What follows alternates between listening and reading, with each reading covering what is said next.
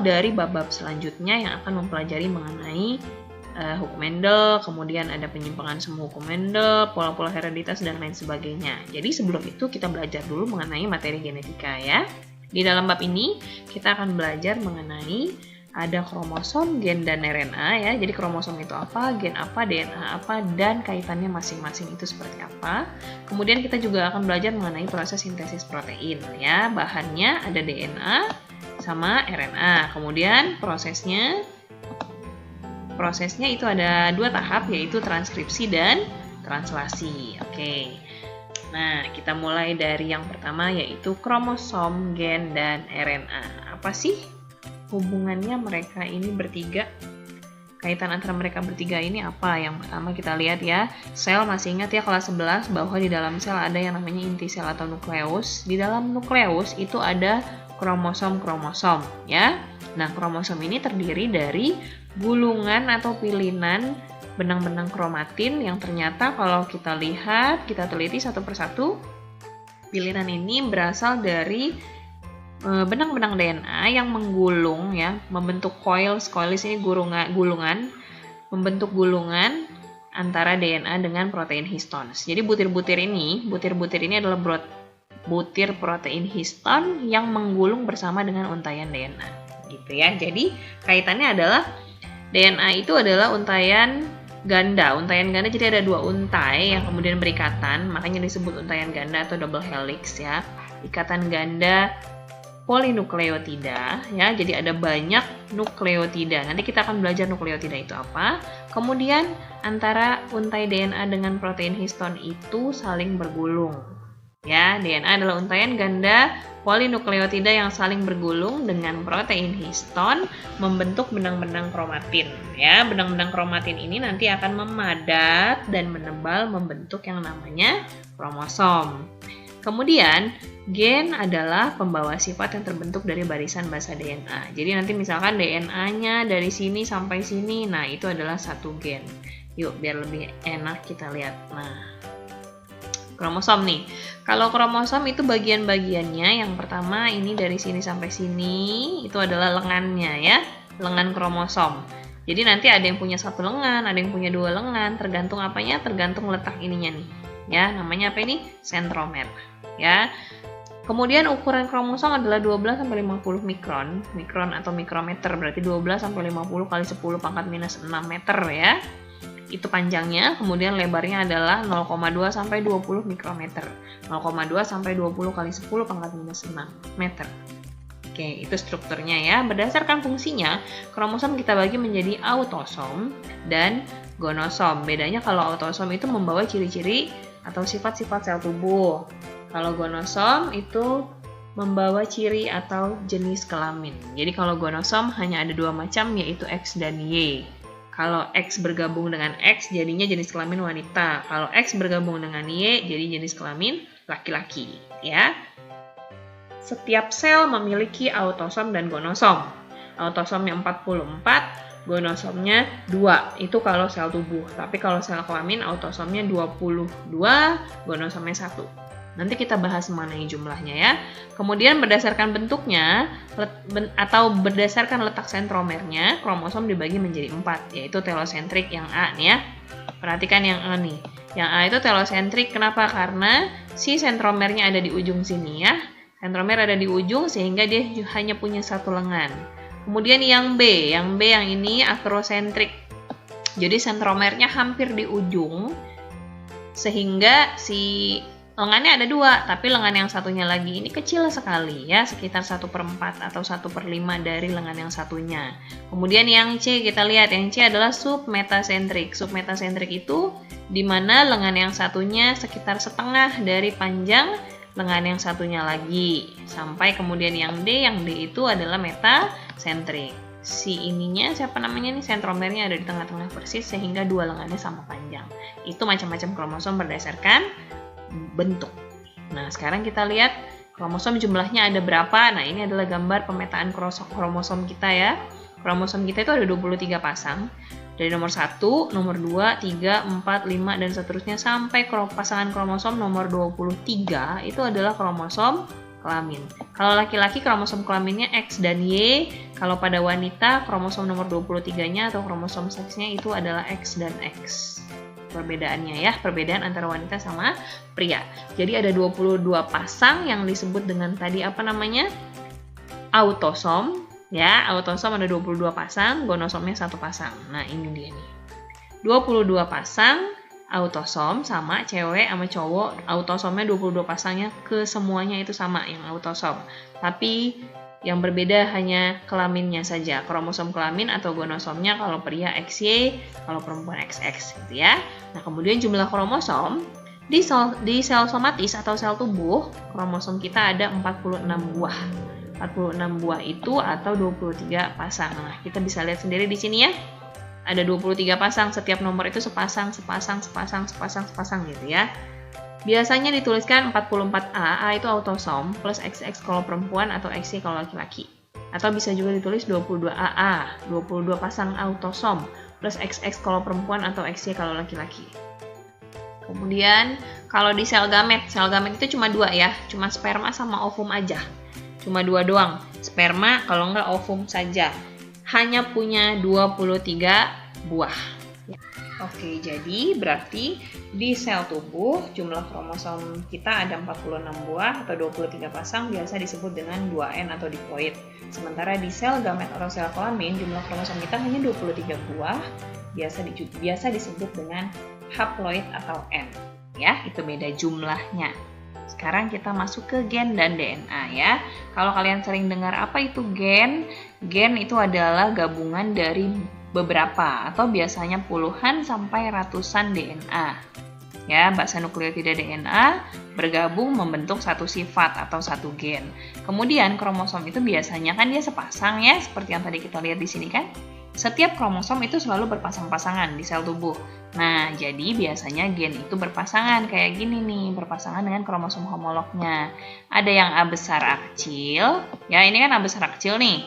Kalau A besar A kecil itu berarti dia alelnya heterozigot. Tapi kalau A besar atau A kecil berarti namanya alel homozigot. Seperti itu ya. Nah, kemudian ini gambar kromosom sebelum membelah nih. Kalau lagi mau pembelahan sel, nanti bab selanjutnya kan kita akan belajar pembelahan sel ya. Saat mau membelah, biasanya kromosom itu akan menggandakan kromatidnya. Nah, jadi kromatidnya mengganda seperti ini kalau lagi menuju proses pembelahan. Nah, ini berarti gambarnya kromosomnya lagi nggak membelah ya. Nah, itu tadi ya. Jadi kaitannya antara DNA sama gen. DNA yang berbaris puluhan sampai ratusan itu akan membentuk satu sifat atau satu gen. Kemudian gen yang berpasangan disebut dengan alel ya. Jadi alel adalah pasangan gen. Kalau gen sendiri, kalau alel berdua ya, pasangan gen. Selanjutnya kita akan lihat struktur dari DNA. Nah, DNA ini mungkin kalian udah sering lihat nih di animasi atau di film-film kayak Spider-Man yang ngomong-ngomong tentang DNA itu biasanya suka menampilkan gambar ini. Ini ya, gambar ini nih. Ini adalah gambar DNA. DNA itu adalah 2 untai polinukleotida yang berpasangan, berikatan lalu berpilin. Ya, jadi nanti ini ada untai pertama, nih yang ini nih. Kemudian ini untai yang kedua, untai 1 dan untai yang kedua ini akan saling berikatan, kemudian mereka berpilin. Nah, rantai DNA biasa juga disebut dengan rantai polinukleotida. Poli banyak, nukleotida ya nukleotida. Setiap satu nukleotida harus terdiri dari ini. Nah, ini yang kakak tandai, ini namanya satu nukleotida. Ada satu P, fosfat ya, yang bulat hijau ini fosfat. Kemudian yang segi 5 warna biru ini adalah gula deoksiribosa. Ya, DNA kan deoksiribosa nucleic acid. Jadi deoksiribosanya itu nama gulanya.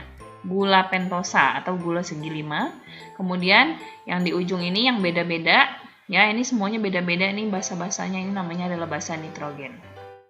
Nah, setiap makhluk hidup memiliki keistimewaan sifat itu karena susunan basa nitrogennya ini. Sebetulnya basa nitrogen cuma ada 4 macam. Yang pertama adenin, lalu guanin, lalu timin, lalu sitosin. Cuma 4. AGTS itu aja berulang-ulang. Tetapi karena kita punya banyak, miliaran sampai triliunan, maka tidak ada satupun makhluk di dunia ini yang susunannya sama persis. Gitu ya. Yang membedakan makhluk satu dengan makhluk lainnya itu adalah susunan basa nitrogennya. Ya, walaupun hanya 4, tapi kombinasinya pasti beda. Nah, setiap satu nukleotida harus ada fosfat, gula pentosa, dan basa nitrogen. Kemudian, ini setiap satu nukleotida akan berpasangan dengan nukleotida di seberangnya. Nih kakak tandain ya. Jadi ini nukleotida fosfat gula basa berhubungan lagi atau berpasangan dengan fosfat gula dan basa yang ada di seberangnya. Yang berikatan, nanti di sini ada ikatan antara basa-basa nitrogen, ikatannya pakai ikatan hidrogen. Ya, ini nih. Nah, ini adalah ikatan hidrogen. Ikatan menggunakan hidrogen. Nah, terus kemudian ikatannya sudah jelas. Pasangannya itu pasti A dengan T, T dengan A, C itu citosin ya. Kalau di Indonesia kan jadi sitosin. S dengan G, G dengan S. Selalu begitu, pasti. Kalau A pasti T, T pasti pasangannya A, dan seterusnya.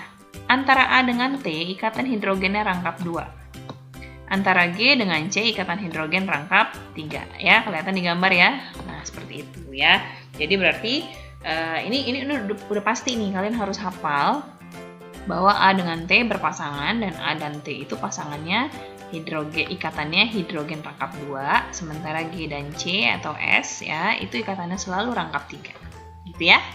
Nah, karena DNA tersusun atas nukleotida yang berbaris, maka biasa disebut dengan rantai polinukleotida ya. Kemudian ini juga kalian harus ingat apa saja yang termasuk dalam bahasa purin, apa saja yang termasuk dalam bahasa pirimidin. Oke ya, kita lanjut.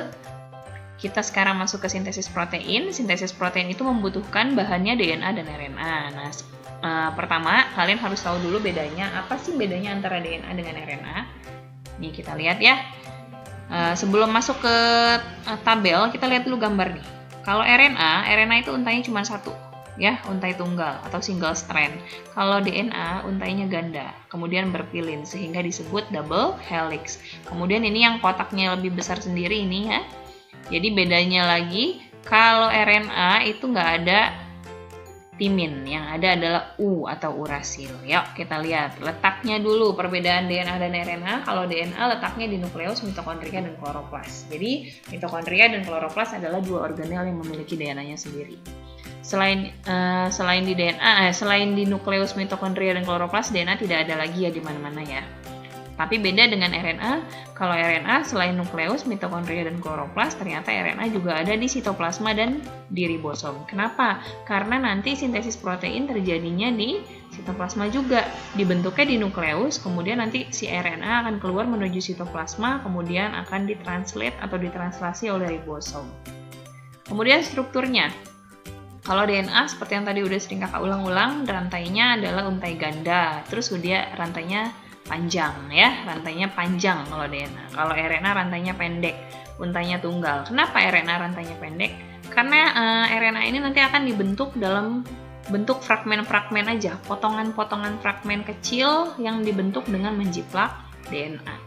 Ya, nanti kita lihat setelah ini. Kemudian kalau DNA gulanya sesuai namanya ya, DNA, deoksiribosa nucleic acid, asam nukleat deoksiribosa. Gulanya adalah deoksiribosa. Kalau RNA, ribosa nucleic acid, asam nukleat ribosa. Jadi gulanya gula ribosa ya. Basa nitrogen. Kalau DNA basa nitrogennya AGTS, adenin, guanin, timin, dan sitosin. Kalau RNA AGUS, Agus, adenin, guanin, urasil, dan sitosin ya. Ini yang berbeda ya antara RNA sama DNA. Kemudian kalau DNA kadarnya tetap. Kenapa tetap? Karena itu membawa sifat ya. Sejak kita lahir sampai gede, sifat kita dibawa oleh DNA yang kemudian akan menyusun gen-gen kita. Jadi nggak akan berubah kadarnya segitu-gitu aja, tidak akan berubah-ubah. Sementara kalau RNA kadarnya berubah-ubah sesuai dengan kebutuhan sintesis protein. Karena RNA adalah pelaku atau pelaksana sintesis protein ya. Fungsinya, kalau DNA membawa materi genetika dan juga dia sebagai jiplakan, maka dia juga mengatur proses sintesis protein. Kalau RNA hanya melaksanakan sintesis protein saja. Di gambar, untuk memulai transkripsi, rantai antisense harus diubah menjadi rantai sense, yaitu rantai DNA sense yang arahnya 5 aksen ke 3 aksen. A akan diubah menjadi T, T menjadi A, C menjadi G, G menjadi C. Pada proses ini, pengubahan urutan basanya sama dengan mRNA hasil transkripsi, kecuali T yang diganti dengan U. Setelah mRNA terbentuk, akan dilanjutkan dengan proses translasi dengan menerjemahkan kodon mRNA menjadi protein. UUA mengkode leusin, GUA mengkode valin, GCC alanin, AGU serin, dan CAA menjadi glutamin sesuai tabel kode genetik. Itulah rangkaian proses sintesis protein hingga terbentuk asam amino. Teman-teman bisa memahaminya ya. Agar teman-teman semakin paham, mari kita selesaikan contoh soal berikut. Soal pertama, diberikan pernyataan tentang sintesis protein, kita diminta mengurutkan pernyataan tersebut menjadi tahapan sintesis protein. Secara umum, urutan sintesis protein adalah sebagai berikut. Pertama, DNA di dalam nukleus membentuk mRNA. Kedua, mRNA meninggalkan nukleus menuju sitoplasma dengan membawa asam amino dari sitoplasma ke ribosom sesuai kodon pada mRNA. Berikutnya, asam amino dirangkai sesuai dengan urutan kodon mRNA, dan terakhir kodon stop akan bertindak sebagai terminator hingga terbentuk molekul protein. Jadi urutan tahapan sintesis protein adalah nomor 1, 4, 5, 2, 3. Jawaban yang benar B. Soal kedua, diberikan rantai DNA antisense, kita diminta menerjemahkannya menjadi rantai kodon mRNA. Kita tahu rantai DNA terbentuk dari dua untai rantai, yaitu rantai antisense dan rantai sense yang memiliki basa nitrogen saling berpasangan. Jika DNA rantai antisense TAG, AGG, CCC, GCT, TTC, CGC, maka DNA rantai sense ATC, TCC, GGG, CGA, AAG, GCG. Sesuai pembahasan materi kita tadi, urutan DNA sense akan ditranskripsi dengan mengubah A menjadi U, T menjadi A, C menjadi G, dan G menjadi C. Sehingga rantai kodon mRNA-nya adalah UAG, AGG, CCC, GCU, CGC. Jadi jawaban yang benar E. Soal terakhir, diberikan rantai DNA, kita diminta mengubahnya menjadi urutan asam amino sesuai langkah sintesis protein. Sama dengan soal sebelumnya, langkah pertama kita adalah mentranskripsi rantai DNA pada soal. Kemudian hasil transkripsi akan ditranslasi menjadi urutan asam amino atau protein. Rantai DNA pada soal adalah GTC, AGC, AAA, TGA, TTC. Maka hasil transkripsinya adalah CAG, UCG, UUU, ACU, AAG. Untuk hasil translasi menjadi nama protein bisa kita lihat pada tabel kode genetik, sehingga hasil translasinya menjadi glutamin, serin, fenilalanin, treonin, lisin. Jadi jawabannya adalah A. Oke teman-teman, sekarang kita tahu keseluruhan informasi genetik yang menentukan karakteristik makhluk hidup disimpan dalam bentuk materi genetik. Materi genetik tersebut meliputi DNA dan RNA. DNA merupakan sejenis biomolekul yang menyimpan dan menyandi kode-kode genetika setiap organisme. Sedangkan RNA berfungsi mengubah informasi genetik yang terkandung dalam DNA untuk digunakan dalam proses sintesis protein di ribosom. Segmen DNA akan membentuk gen yang berfungsi sebagai pengatur metabolisme untuk perkembangan serta membawa informasi genetik dari setiap individu ke keturunannya. DNA, RNA, dan gen-gen terangkai membentuk kromosom. Sekarang teman-teman bisa memahami keseluruhan materi genetik ini ya.